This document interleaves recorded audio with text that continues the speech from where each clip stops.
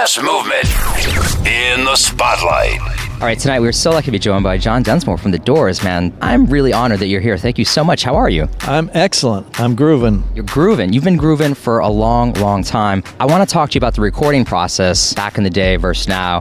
When you were recording with The Doors, were you limited? I mean, I know non-destructive editing hadn't been invented yet. What were some of the challenges back then? Yeah, that's why I use that antiquated term grooving. We had 4-track on our first album, so we ping-ponged like crazy, which is combining 2 tracks to make room for a third. And then our second album was 8, and then 16. And actually, by the time we got to LA Woman, our last album, we denied technology and did it on 8-track because we wanted portable equipment in our rehearsal room, which felt like home. That's why we did it. Is it true that you guys would pick studios based on their hallways just for reverbs and things back then? Well, I don't know about that. I mean, Sunset Sound had a fantastic echo chamber. You know, this is when they had a microphone in an empty room. It wasn't digital. But, you know, in our rehearsal room, the Doors workshop, Jim was in the bathroom. That was our vocal booth. And so that had natural bathroom echo, and that was kind of cool. And then back then, I feel like musicians were much better at their craft because you had to play as a band and get it down in very few takes. Well, with musicians playing together, the ensemble is the key. Whether it's a duet or a 40-piece orchestra, how tight can you be? You got to be like one, and that's what gives it power.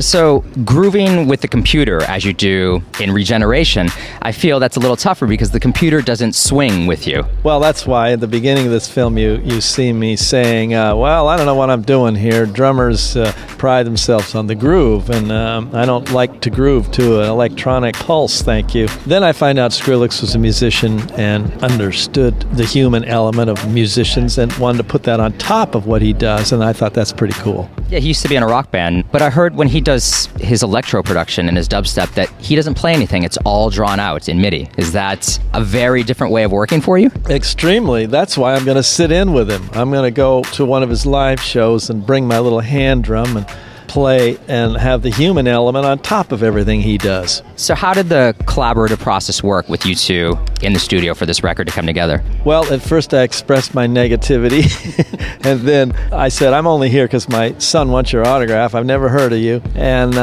you know, then I had them turn the cameras off, and we played the track and talked about, okay, I hear shakers and a doombeck from the Mideast and blah, blah, blah. And he said, yeah, and we were tight. We were on the same page, and so I was comfortable after that. And then what's the vocal sample from? Is that one of you guys, or is that just something you found on YouTube? Well, that's him saying Breakin A Sweat, and then Ray and Robbie are sort of the Shirelles. They're the backup team. Well, I'm very glad that you guys work together because this record has been huge for us, and I'm very excited to give you the honors to introduce it for all your fans out there. Well, here it is, folks. Breakin A Sweat, Skrillex. Join the movement now at massmovementradio.com.